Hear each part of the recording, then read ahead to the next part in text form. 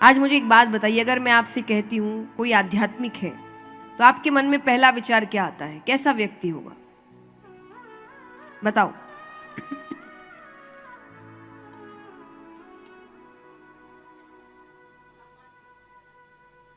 सामान्य तो सभी है, संत और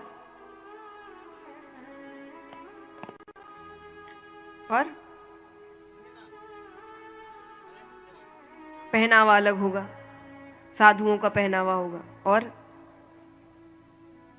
ज्ञानी, वैरागी। अर्जुन वैरागी थे क्या? आध्यात्मिक नहीं थे? एक बहुत सुंदर कहानी सुनाती हूं कि असल में अध्यात्म का बदलाव कहां आना चाहिए। बहुत सुंदर है। तो एक ट्रेन है, उसमें फर्स्ट क्लास कंपार्टमेंट है, उसमें एक महाराज जी बैठे हैं, बहुत सा सामान है उनके साथ, बड़े बड़े सूटकेस है। अब दो तरीके के फर्स्ट क्लास होते हैं, एक जिसमें आप अकेले जाते हो, एक में जिसमें 2 सीट्स होती है। इसमें 2 सीट है, तो एक में आना कोई बाकी है।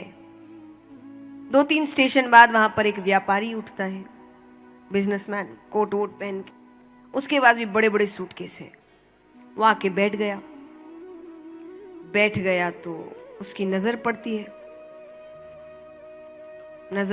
है तो इसके मन में विचार आ रहे हैं। उसने कहा, महाराज जी एक बात कहूं? महाराज जी ने कहा, कहो। बोले, देखा जाए तो मुझ में और आप में सिर्फ कपड़ों का ही फर्क है। महाराज जी ने कहा, क्या मतलब? अरे बोले, फर्स्ट क्लास में मैं भी बैठा हूं, फर्स्ट क्लास में सामान मेरे पास भी है, सामान तो कपड़ों का ही अंतर हुआ ना। महाराज जी समझ गई ये क्या कहने की कोशिश। अब ज्ञानी व्यक्तियों की एक आदत होती है, वो हर वक्त बात नहीं करते, वो जवाब बहुत सही समय देखकर देते हैं। तो उन्होंने उस वक्त कुछ नहीं कहा। थोड़ी देर बाद एक स्टेशन पर गाड़ी रुकी। महाराज जी ने कहा कि चाय पियोगे? उसने कहा, चलिए, यहां तो काफी देर तक गाड़ी रुकने वाली है।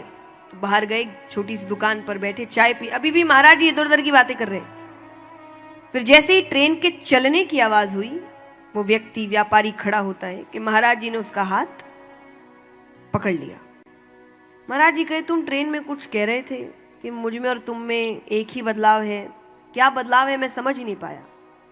अरे वो कहे, वो सब बातें बाद में, ट्रेन निकल जाएगी।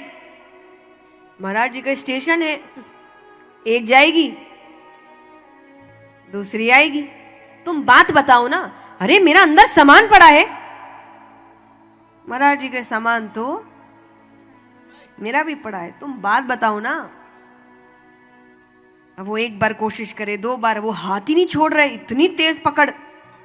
अंत में उसने जोर से अपना हाथ छुड़ाया और कहा कि मैं कह रहा था कि मुझ में और आप में एक ही फर्क है, पर वो फर्क मुझे अब समझ आया कि फर्स्ट क्लास में आप भी बैठे हैं, फर्स्ट क्लास में मैं भी बैठा हूं। सामान आपके पास भी है, सामान to पास भी है, पर आप जब चाहे उस सामान को छोड़ सकते हैं और मैं उस सामान को कभी नहीं छोड़ सकता। तो आध्यात्मिक वो नहीं होता जो वन में रह रहा है, सब कुछ त्याग चुका है।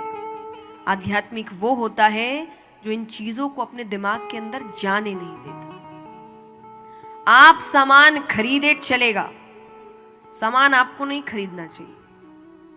जिस दिन उन चीजों ने आपको खरीदना शुरू कर दिया, आपको प्राप्त करना शुरू कर दिया, आपको खाना शुरू कर दिया, उस दिन हम खराब हो जाते। इसलिए भगवान ने कहा ना, इंद्रियों के मालिक बनो। मालिक यानी वो नहीं बताएगा क्या करना है, हम बताएंगे क्या करना है। कई बार लोग आके कहते, भाई मन नहीं लगता। अरे मन तो नहीं लगेगा, अच्छी चीज में मन लगा कहां है? पर मन थोड़ी बताएगा आपको क्या करना है, आप मन को बताएंगे कि उसको क्या करना है। इसको कहते हैं मालिक बनना। किस किस को मालिक बनना है यहां पर?